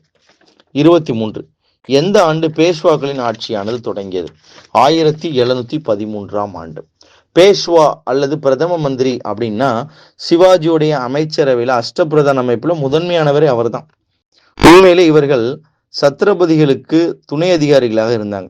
காலப்போக்குல குறிப்பாக ஷாஹு மகாராஜாவோட காலத்துல பேஷ்வா உண்மையான மராத்திய அரசராக மாறுறாங்க. பேஷ்வாங்கிற ஒரு பெர்ஷியன் லாங்குவேஜ் வேர்டுக்கு என்ன அர்த்தம்னா முதன்மையான பிரைம் மினிஸ்டர் அப்படின்னு அர்த்தம். எனவே முதல் முறை 1713 உள்நாட்டு போரால் சிக்கலில் இருந்த அரசை கட்டுப்பாட்டில் கொண்டு வர்றதுக்கு ஷாஹு மகாராஜாவுக்கு பாலாஜி விஸ்வநாத் உதவினாரு. ஜாகீர்கள் வழங்கும் நடைமுறை மீண்டும் வழக்கத்திற்கு கொண்டு வரப்பட்டது. பேஷ்வாவுடைய பதவி மரபு சார்ந்ததாக வாரிசு அடிப்படையில் கொண்டு வரப்பட்டது. ஒரு சாதாரண வருவாய்த்துறை அலுவலராக தன்னுடைய பணியை தொடங்கிய பாலாஜி விஸ்வநாத் 1713 முதல் பேஷ்வாவாக மாறுறார். சிவாஜி பிறந்த வருடம் 1627. 25 செயிஸ்டகான் புனாவில் முகாமிட்டிருந்த போது சிவாஜி டேஷ் படை வீரர்களோடு புனாவில் நுழைந்து முகலாய படைகளை தாக்கினார். 400 வீரர்களோடு சேர்ந்து தாக்கிறார். பிறகு புனாவில் முகாமிட்டிருந்த சிவாஜி 400 படை வீரர்களோடு புனாவில் நுழைந்து முகலாய படைகளை தாக்குகிறார். அதற்கு பிறகு கைது செய்யப்படுறார். 26 தஞ்சாவூர் அரசர் சரபோஜி துணைப்படை திட்டத்தின் கீழ் பெற்ற ஓய்வூதியம் எத்தனை லட்சம்? 4 லட்சம். அக்டோபர் 1799 தஞ்சாவூர் சாம்ராஜ்யமானது துணைப்படை திட்டம் என்கின்ற ஒரு திட்டத்தின் கீழ் இணைக்கப்பட்டது. அந்த திட்டத்தின் கீழ் இணைக்கப்படும் பொழுது அவர்கள் பிரிட்டிஷ் அரசாங்கத்திற்கு பொறுப்பான ஒரு இராணுவத்தை அவர்கள் உருவாக்கி தர வேண்டும் என்பதுதான் அதோடைய நோக்கம். பிறகு 2ஆம் சரபோஜியுடைய காலகட்டத்துக்கு பிறகு டாக்டரின் ஆஃப் லேப்ஸ் வாரிசிலப்பு கொள்கையின் அடிப்படையில் தஞ்சாவூரானது பிரிட்டிஷ் சாம்ராஜ்யத்துடன் இணைக்கப்பட்டது. 27 பேஷ்வா ரகுஜி போன்ஸ்லேவுக்கும் பிரெஞ்சு நாட்டைச் சேர்ந்த புஷி என்பவருக்கு இடையே ஏற்பட்ட பிரச்சனை போராக மாறி பின்னர் புஷி 1751 பேஷ்வாவுடன் உடன்படிக்கை செய்து கொண்டார். அது எந்த உடன்படிக்கை அப்படின்னு கேட்கிறாங்க. அந்த உடன்படிக்கைக்கு பேரு பால்கே உடன்படிக்கை என்று பேர். அதாவது படையெடுப்புகள் மேற்கொள்வதற்காக பிரிட்டிஷ் காலகட்டத்தில் மராத்தியர்களுக்கிடையே பல்வேறு உடன்படிக்கைகளானது பரிமாற்றி கொண்டப்பட்டது. அந்த உடன்படிக்கையில் ஒன்றுதான் பால்கே உடன்படிக்கை. 28 பசேன் உடன்படிக்கை ஆங்கிலேயருக்கு யாருக்கும் உடைய ஒப்பந்தமானது? பாஜிராவ் என்பதற்கிடையே ஒப்பந்தமாக மாறியது. பசேன் உடன்படிக்கை அடிமை சாசனம் என்று அழைக்கப்படுகிறது. 2வது ஆங்கிலேய மராத்திய போர் 1803 முதல் 1805 வரை நடைபெற்றது. இதுல 2ஆம் பாஜிராவ் அவர்களால் ஏற்கனவே பசேன் உடன்படிக்கை என்பது ஏற்றுக்கொள்ளப்பட்டது. இந்த உடன்படிக்கையின்படி பேஷ்வா நிறைய உடன்படிக்கைகளை ஒப்புக்கொண்டார். 26 லட்சம் வருமானம் ஈட்டும் வகையில் கம்பெனிக்கு நிலங்களை வழங்க வேண்டும், சூரத் நகரை ஒப்படைக்க வேண்டும், சவுத் உரிமைகளை விட்டுத்தர வேண்டும், ஆங்கிலேயருடன் எந்த போர் நடவடிக்கைகளும் எந்த ஐரோப்பியர்களையும் பணியமர்த்தக்கூடாது, நிறைய உடன்படிக்கைகளை கையெழுத்து போட்டு மராத்தியர்கள் சரணடைகிறாங்க. அதனால இதை அடிமை சாசனம் என்று அழைக்கிறாங்க. 29 சிவாஜி தனது முதல் படையெடுப்புகளை யார் மீது மேற்கொண்டார்? பீஜப்பூர் ஆட்சிக்குட்பட்ட வழி உரிமையாளர்களின் கோட்டைகள் மற்றும் ஸ்தல அரசுகளின் மீது மேற்கொண்டார். சிவாஜி அவருடைய காலகட்டத்தில் 1646 முதல் முறையாக தோர்னா கோட்டையை பீஜப்பூர் சுல்தானிடமிருந்து கைப்பற்றார். தோர்னாலிருந்து 5 மைல் தொலைவில் இருந்த ராய்கர் கோட்டையும் கைப்பற்றி மீண்டும் முழுக்க அதை கட்டுறார். 1647 தாதாஜி கொண்டதை மறைஞ்ச பிறகு ஜாகீர் நிலத்தை நிர்வகிக்கக்கூடிய பொறுப்பை சிவாஜி ஏற்றிருக்கிறாரு. சதாரா மாவட்டத்துல ஜாவ்லி என்கின்ற இடத்தை கைப்பற்றுறாரு. இந்த குறிப்பிடத்தக்க வெற்றியால் அவர் மராத்தியர்களின் மத்தியில் மிகவும் பிரபலம் அடைகிறார். 30. அகமது ஷா அப்தாலி டெல்லியின் முதன்மை ஆட்சியாளர் மற்றும் தனது பிரதிநிதியாக யாரை நியமித்தார்? நஜீப் உத்தௌலா. அகமது ஷா அப்தாலியுடைய படையெடுப்பு ஏற்கனவே 1757 டெல்லியை நோக்கி மேற்கொள்ளப்பட்டது. அதுல முதன்மை படையெடுப்பாளராக நஜீப் உத்தௌலாவை நியமிக்கிறார். 31. சிவாஜியின் வாரிசு என்று அழைக்கப்பட்டவர்கள் யார்? நாக்பூரின் போன்ஸ்லே. சிவாஜிக்கு பிறகு மராத்திய குடும்பங்கள் 5 குடும்பங்களாக பிரிந்திருந்தது. பரோடாவில் கெய்க்வாட் என்கின்ற குடும்பமும், நாக்பூரில் போன்ஸ்லே என்கின்ற குடும்பமும், இந்தூரில் ஹோல்கர் என்கின்ற குடும்பம், குவாலியரில் சிந்தியா என்கின்ற குடும்பம், புனேவில் பேஷ்வா என்கின்ற குடும்பமாக பிரிந்திருந்தது. 32. நானா சாஹிப் யாருடைய தத்து பிள்ளை? பேஷ்வா 2ஆம் பாஜிராவ். 2ஆம் பாஜிராவ் தான் கடைசி பேஷ்வாவாக இருந்தார். அவருக்கு பிறகு அவருடைய மகன் நானா சாஹிப் தத்து பிள்ளையாக இருந்தார். ஆங்கிலேயர்களுடைய காலகட்டத்தில் டாக்டரின் ஆஃப் லேப்ஸ் என்று சொல்லக்கூடிய வாரிசிலப்பு கொள்கையின் அடிப்படையில் இவருடைய வாரிசு உரிமையானது மறுக்கப்படவே 1857 சிப்பாய் கழகத்தில் இவர் ஈடுபட்டதாக சொல்லப்படுகிறது. 33. மாவல் என்பதன் பொருள் என்ன? புனே நகரத்தில் உள்ள ஒரு சிறிய நகரம் தான் மாவல் என்று அழைக்கப்படுகிறது. சூரியன் மறையும் பகுதி என்பது இதோடைய அர்த்தம். 34. சாம்பாஜி தினசரி வாழ்க்கையில் ஆதிக்கம் செலுத்தக்கூடிய அவருடைய குரு பேர் என்ன? சாம்பாஜியுடைய வாழ்க்கையில ஆதிக்கம் செலுத்தக்கூடிய குருவாக குரு கவி கைலாஷ் என்பவரை சொல்றாங்க. சாம்பாஜி தன்னுடைய குடும்ப அர்ச்சகரான குரு கவி கைலாஷ் என்பவருடைய ஒழுக்கக்கேடான செல்வாக்குக்கு கீழே இருந்திருக்கிறார். சிவாஜி ஆக்ராவிலிருந்து தப்பிய போது வாரணாசியில் குரு கவி கைலாஷ் சாம்பாஜியோடைய பாதுகாவலராக இருந்திருக்காரு. பின்னாடி சாம்பாஜியை பத்திரமாக ரெய்காருக்கு கொண்டு வந்திருக்கார். அரசு சபையில அவருடைய முழுமையான மேலாதிக்கம் இருந்துச்சு. நல்ல அறிஞர் தான், ஆனா மாந்திரிகம் செய்பவராக இருந்திருக்கிறாரு. பிளாக் மேஜிக் செய்கிறவராக இருந்திருக்கிறாரு. ஸோ முகலாய படைகள் சாம்பாஜியை கைது செய்ய போது இவரும் கூட இருந்திருக்கார். இருவருக்கும் அவுரங்கசீப் கட்டளைப்படி அனைத்து விதமான சித்திரவதைகளும் கொடுக்கப்பட்டு கொலை செய்யப்பட்டதாக சொல்றாங்க. 35. சிவாஜியின் இராணுவத்தில் ஆரம்ப கட்டத்தில் அவருக்கு பக்கபலமாக இருந்தது இன்ஃபேண்ட்ரி, காலாட்படை. அதற்கு பிறகு குதிரைப்படையை பின்பற்றுறாரு. இந்தியாவிலே மிகவும் கட்டமைக்கப்பட்ட ஒரு குதிரைப்படை சிவாஜி தான் மராத்தியர்கள் சாம்ராஜ்யத்தில் உருவாக்கி தந்தவர். டே ஷீட் நம்பர் 10. இந்தியாவின் வரலாறும் பண்பாடும். பகுதி மராத்தியர்கள், விஜயநகரம் மற்றும் பாமினி சுல்தான்கள். 36. குஜராத் மற்றும் மாலவத்தை முகலாய ஆதிக்கத்திலிருந்து விடுபட அவருக்கு எதிராக போரை அறிவித்தவர் யார்? பாஜிராவ். முதலாம் பாஜிராவ் 1720 முதல் 1740 காலகட்டத்தில் பேஷ்வாவாக ஆட்சி செய்தவர். முதலாம் பாஜிராவ் 1720 மன்னர் ஷாஹு மகாராஜாவால் பேஷ்வாவாக நியமிக்கப்பட்டவர். மராத்திய சாம்ராஜ்யத்தோட அதிகாரத்தை மிக உயரத்துக்கு கொண்டு போன பேஷ்வா யாருன்னா இவர் தான். பேஷ்வாவுக்கு சிம்ம சொப்பனமாக விளங்கிய தலைமை தளபதி திரிம்பக் ராவ் 1730 பரோடா அருகில் இருக்கக்கூடிய தபாய் என்ற இடத்தில் நடந்த போர்ல கொல்லப்படுறார். தலைமை தளபதியின் பதவியும் பேஷ்வா ஏற்றுகிறார். தானே, சால்சட், பேசின் ஆகிய பகுதிகள் 1738 போர்ச்சுகீசியர்கள்ட்டிருந்து கைப்பற்றப்பட்டு அவர்கள் கொங்கண கடற்கரை பிரதேசத்திலிருந்து விரட்டி அடிக்கப்படுறாங்க. அதே நேரத்தில் மராத்தியருடன் ஆங்கிலேயர் நட்புறவை ஏற்படுத்தியதன் மூலமா தக்கான பகுதியில் தடையில்லா வணிகம் செய்யக்கூடிய உரிமையும் பெற்றாங்க. இப்படிதான் பேஷ்வாக்கள்ல மிகச்சிறந்த பேஷ்வாவாக முதலாம் பாஜிராவ் விளங்கினார். 37. மகாராஷ்டிராவில் பரவிய எந்த இயக்கம் மராத்திய மக்களிடையே விழிப்புணர்வையும் இணக்கத்தையும் ஏற்பட உதவியது? பக்தி இயக்கம். பக்தி இயக்கம் என்பது ஒன்று உருவாகும் பொழுதுதான் மராத்தியர்களின் மத உணர்வை அது தூண்டிவிடுது. பக்தி இயக்கம் பரவியதன் மூலமாக மராத்தியர்கள் ஒற்றுமை உணர்வு மேலோங்கியது. துக்காராம், ராம்தாஸ், ஏக்நாத் ஆகியோர் பக்தி இயக்கத்துடைய முன்னோடிகளாக இருந்தாங்க. மராத்தி மொழியில பாடப்பட்ட பக்தி பாடல்கள் சமுதாயத்தில் வாழ்ந்த மக்களிடையே ஒரு பிணைப்பை ஏற்படுத்தியது. மராத்திய நாட்டில் மத எழுச்சி என்பது பிராமண சமயம் சார்ந்ததாக கிடையாது அப்படின்னு நீதிபதி ரானடே சொல்றார். பக்தி இயக்க பெரியோர்கள் மராத்தி மொழியில் இயற்றிய பாடல்களை தொகுத்தாங்க. அந்த பாடல்கள் அனைத்து ஜாதி வர்க்கத்தை சேர்ந்த மக்களாலும் பாடப்பட்டது. இதுதான் இஸ்லாமிய ஆட்சியை இந்தியாவிலிருந்து அகற்றணும், மேலும் இந்தியாவில் ஆட்சி செய்யக்கூடிய முகலாய ஆட்சியாளர்களை விரட்டணும், தென்னிந்தியாவில் இருக்கக்கூடிய சுல்தான்களுடைய ஆட்சியை நம்ம எதிர்க்கணுங்கிற உணர்வை கொடுத்ததாக சொல்றாங்க. 38. பேஷ்வாக்களின் முக்கிய வருவாய் அலுவலராக இருந்தவர்கள் யார்? காம விஸ்தார் என்று அழைக்கப்படுகிறார்கள். பேஷ்வாக்களுடைய ஆட்சி காலத்துல வருவாய் என்பதும் நில வரியை பின்பற்றி தான் இருந்திருக்கு. தேஷ்முக், தேஷ்பாண்டே இவங்கெல்லாம் நிலத்தின் மீதான வரியாக இந்த மாதிரி வரிகள் விதிக்கப்பட்டிருந்திருக்கு. பேஷ்வாக்களுடைய காலகட்டத்துல நில வருவாய் தான் முக்கிய வருவாய் ஆதாரமாக இருந்திருக்கு. சிவாஜி ஆட்சியில பின்பற்றப்பட்ட விவசாய உற்பத்தி பொருட்களை பகிர்ந்து கொள்ளக்கூடிய நடைமுறைகளை பேஷ்வாக்கள் கைவிட்டுட்டாங்க. நிலத்துடைய உற்பத்தி திறன் சார்ந்து தான் வரிகளை நிர்ணயம் செய்யறாங்க. சவுத் மற்றும் சர்தேஸ் முகி ஆகிய இதர வருவாய் ஆதாரங்களாக இவங்களுடைய ஆட்சி காலத்துல விளங்கியது.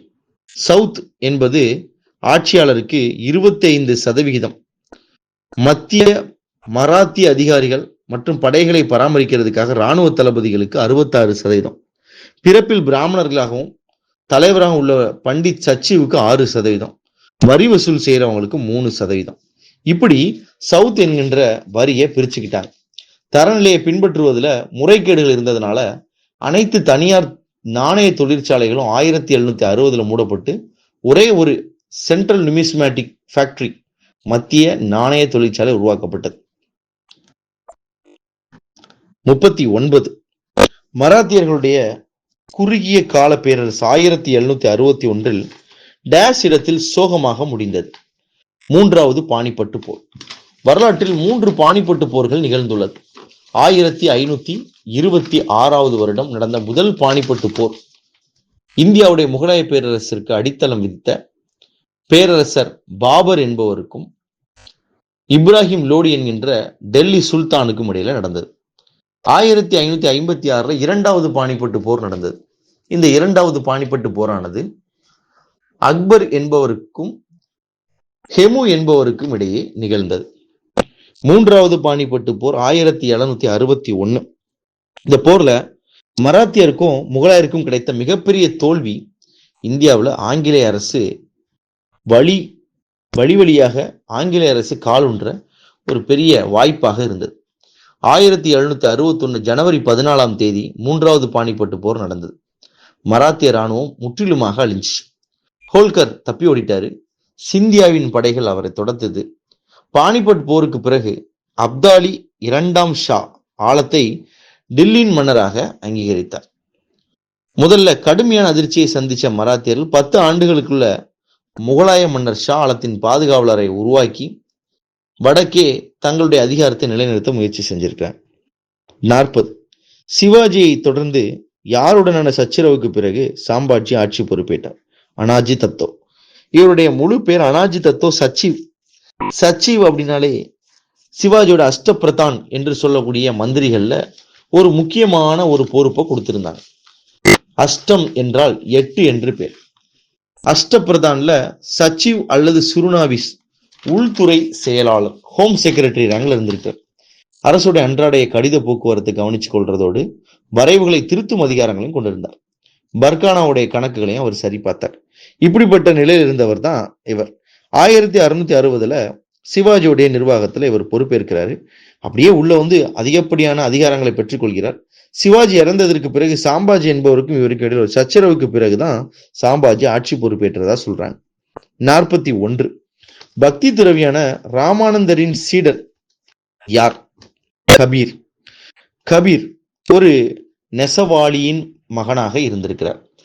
கபீருடைய வாழ்க்கை வரலாற்றை பார்த்தீங்கன்னா இந்து மற்றும் முஸ்லிம் மதத்தில் இருக்கக்கூடிய குளறுபாடுகளையும் குற்றங்களையும் அவ்வப்போது பாடல் வழியாக வெளிப்படுத்தியவர். இவருடைய பாடல்கள் குரு கிரந்த சாஹிப் என்று சொல்லக்கூடிய சீக்கியர்களுடைய பாடல்கள்ல அவருடைய புனித நூல்களில் இடம்பெற்றிருக்கு.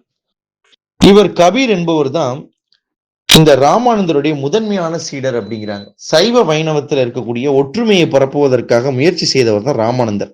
அவருடைய சீடராக இவரை பார்க்கிறாங்க.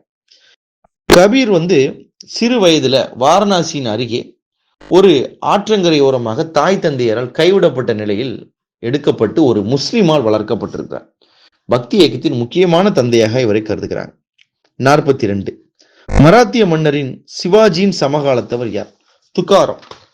இவங்க எல்லாரும் பக்தி இயக்கத்தின் மூலமாக சிவாஜி அவர்களுக்கு பக்தி உணர்வை தூண்டியவர். சிவாஜியுடைய பக்தி இயக்கத்தின் தந்தை என்று அழைக்கப்படுபவர் யார் அப்படின்னா ராம்தாஸ் என்பவர். இவருடைய பக்தி பாடல்களை கேட்டு பொழுதுதான் சிவாஜிக்கு இந்து மதத்தின் மீது ஆர்வம் ஏற்பட்டதாகவும் இஸ்லாமிய ஆட்சியை அகற்ற வேண்டும் என்கின்ற எண்ணம் ஏற்பட்டதாகவும் சொல்றாங்க. 43 சிவாஜியின் ஆலோசனை சபை என்று அழைக்கப்பட்டது எது? சிவாஜியுடைய ஆலோசனை சபை என்பது அஷ்டபிரதான். அஷ்டம் என்றால் 8 அமைச்சர்கள் இருக்கிறாங்க. பேஷ்வா அல்லது பிரதம மந்திரி, அமத்தியா அல்லது நிதி அமைச்சர், பாக்ய நாவிஸ் என்ற ஒரு அமைச்சர், சுமந்த் அல்லது டாபீர் என்று சொல்லக்கூடிய ஒரு வெளியுறவு செயலர் செக்ரட்டரி, சுர்னாவிஸ் சச்சிவ் என்று சொல்லக்கூடிய ஹோம் செக்ரட்டரி, பண்டித் ராவ் சதர் அல்லது முதாஷீப்னு சொல்லக்கூடிய மத தலைவர், நியாயதீஷ்னு சொல்ற தலைமை நீதிபதி, சாரி நௌபத்னு சொல்லக்கூடிய தலைமை தளபதி. மொத்தம் 8 பேர் இருந்திருக்கிறாங்க. 44 மராத்தியர் கைப்பற்றிய மாவட்டத்தின் வருவாயில் சவுத் வசூலிக்கப்பட்டது 1/4 பகுதி. சவுத் சர்தேஷ்முகி என 2 வரிகளை தனது சாம்ராஜ்யத்தின் அண்டை பகுதிகளாக முகலாயர் மாகாணங்களிலிருந்தும் பீஜப்பூர் சுல்தானிடமிருந்து கைப்பற்ற பகுதிகளுக்கும் சிவாஜி வசூலிக்கிறார். மராத்தியர்கள் கைப்பற்றிய மாவட்டத்தின் வருவாயில 1/4 பங்கு சவுத் அப்படின்னு வசூலிச்சிருக்காங்க. சர்தேஷ்முக் என்ற தகுதியின் காரணமா சிவாஜி தனது கூடுதல் வருவாயில 10% சர்தேஷ்முகி என்ற வருமானம் மூலமாக பெறுகிறார். தேசாய்கள் தேஷ்முக்குகளின் பிரதம தளபதியாகவும் சர்தேஷ்முக் திகழ்கிறார். மரபு வழியாக தனது நாட்டின் சர்தேஷ்முக்காக சிவாஜி விளங்கியிருக்கிறார்.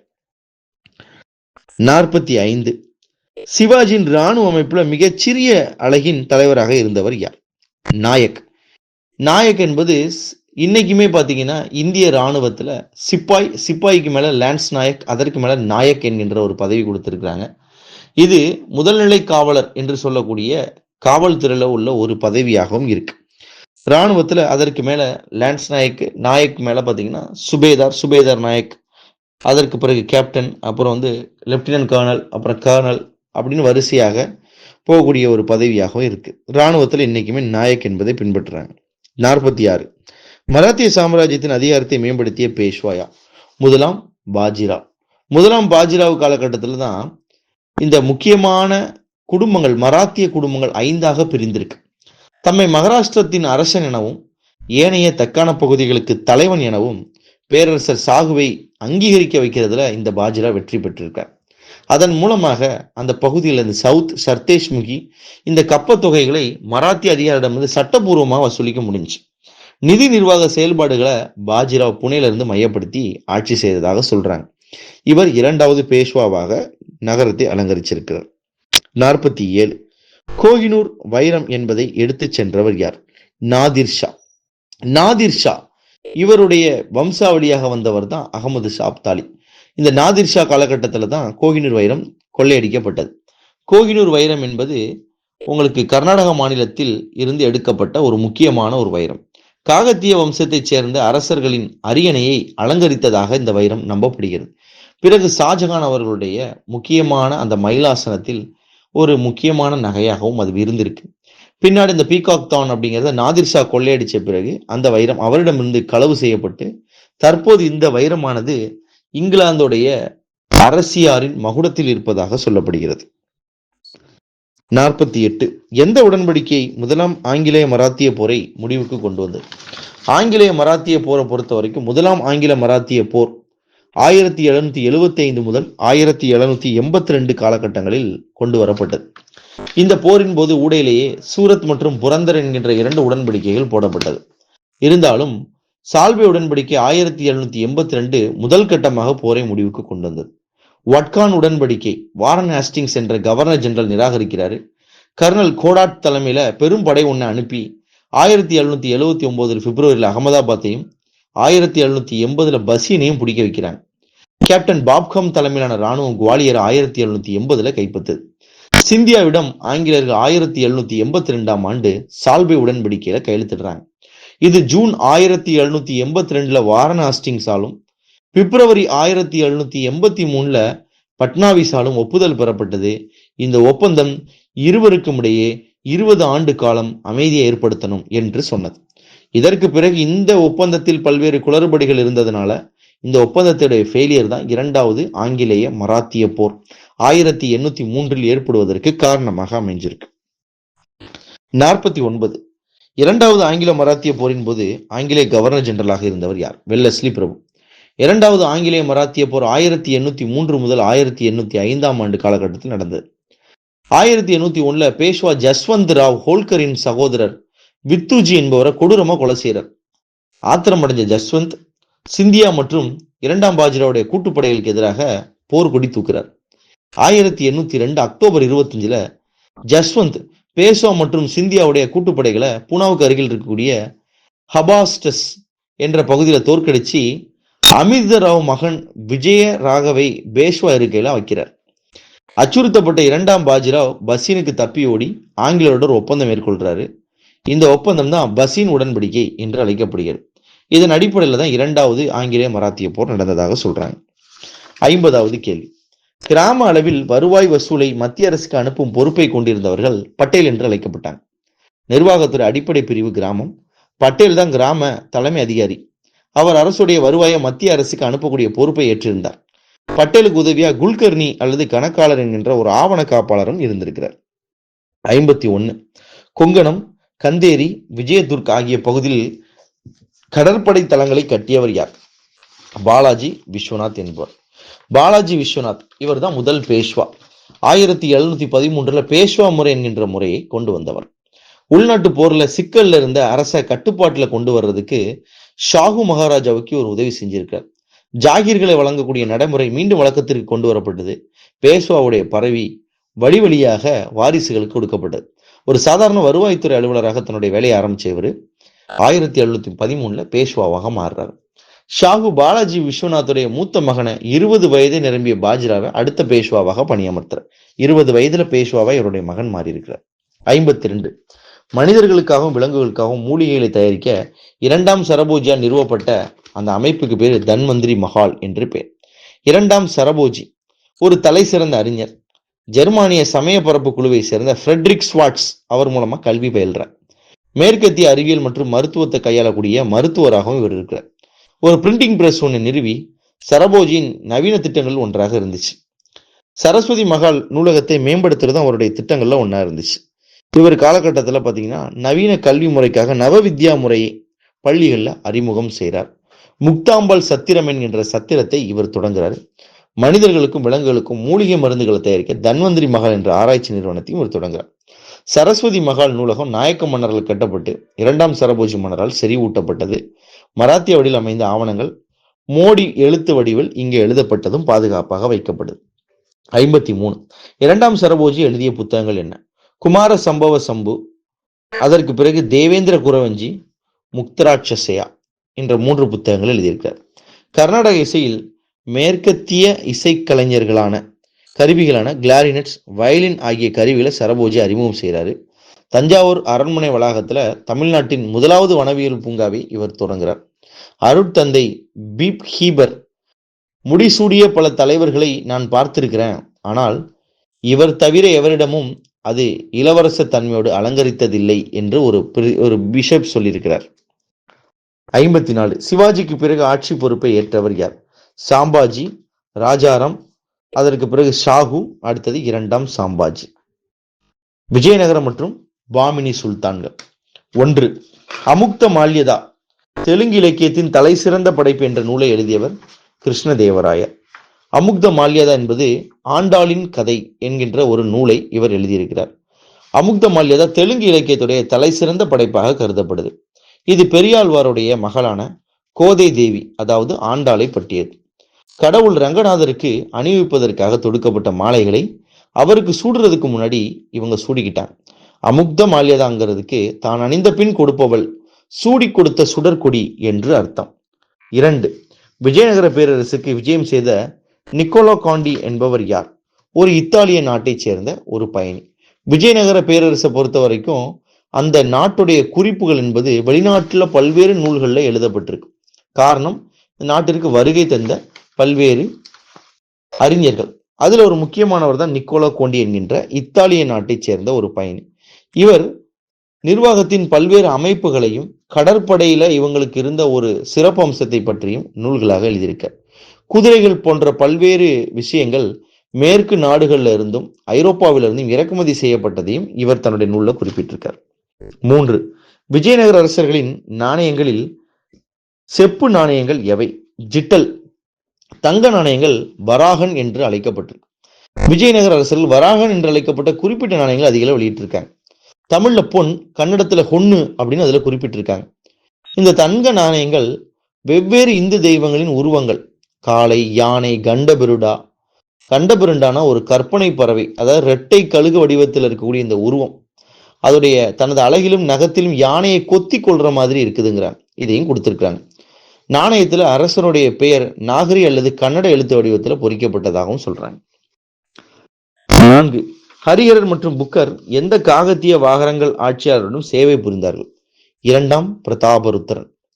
சங்கமர்களின் 2 புதல்வர்கள் ஹரிஹரர் மற்றும் புக்கர் ஹொய்சால ஆட்சியாளரோட சில காலம் பணிபுரிஞ்சதுக்கு அப்புறம் 1336ல தங்களுக்கான அடித்தளத்தை அமைத்துக்கிட்டாங்க. இந்த நிகழ்வு ஹொய்சால அரசர் 3ஆம் பல்லாளர் மதுரை சுல்தானால் கொல்லப்பட்ட பின்னாடி நடந்திருக்கணும். தொடக்கத்துல துங்கபத்திரை நதிக்கரையுடைய வடக்கு கரையில அணகுண்டி கிட்டக்க ஒரு தலைநகர் அமைச்சிருந்தாங்க. ஆனால் ரொம்ப விரைவிலே பாத்தீங்கன்னா ஆத்தோடைய தென்கரையில் அமைந்திருந்த ஹொய்சாலை நகரமான ஹொசபட்னா, அதாவது ஹம்பிக்கு மாத்துறாங்க.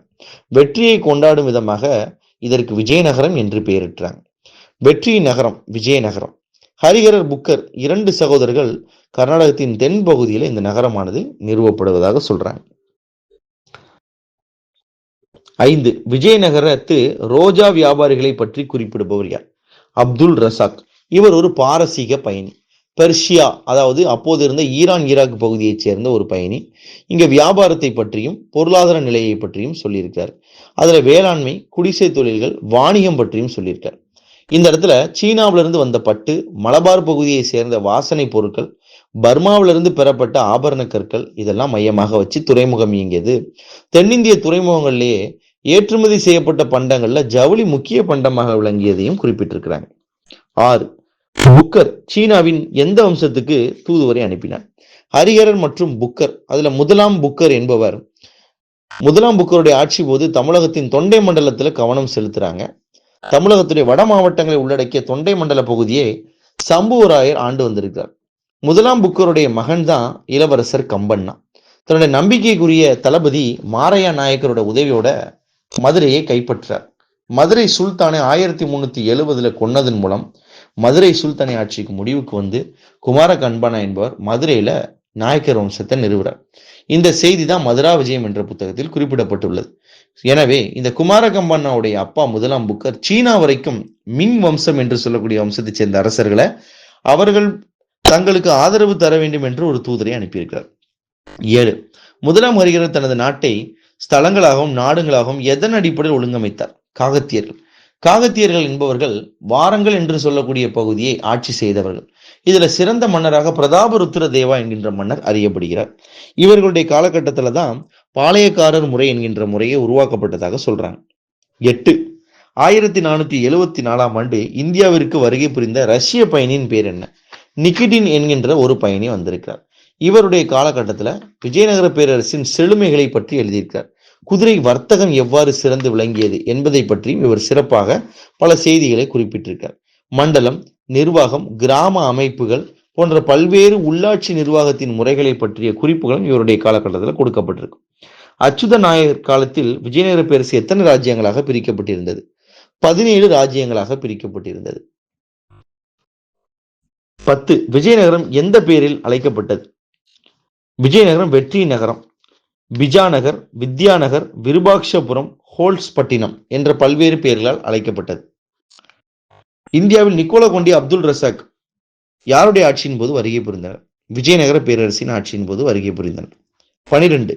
விஜயநகரத்தின் சுற்றளவு 60 மைல் என்று குறிப்பிடக்கூடிய வெளிநாட்டு பயணியார்? நிக்கோலோ காண்டி வெனிஸ் நகரத்தை சேர்ந்தவர். இவர் விஜயநகரத்தின் அனைத்து பகுதிகளையும் ஆராய்ச்சி செய்ததாக சொல்லப்படுகிறது. தன்னுடைய குறிப்புகளை இவர் வெனிஸ் மொழியில் எழுதியதாகவும் சொல்றாங்க. கண்டசாரா என்று அழைக்கக்கூடிய ஒழுங்கான இராணுவத்துறையை கொண்டிருந்த அரசர்கள் விஜயநகர ஆட்சியாளர்கள். விஜயநகரத்தின் இராணுவம் என்பது ஒரு கட்டமைக்கப்பட்ட இராணுவமாக இருந்திருக்கு.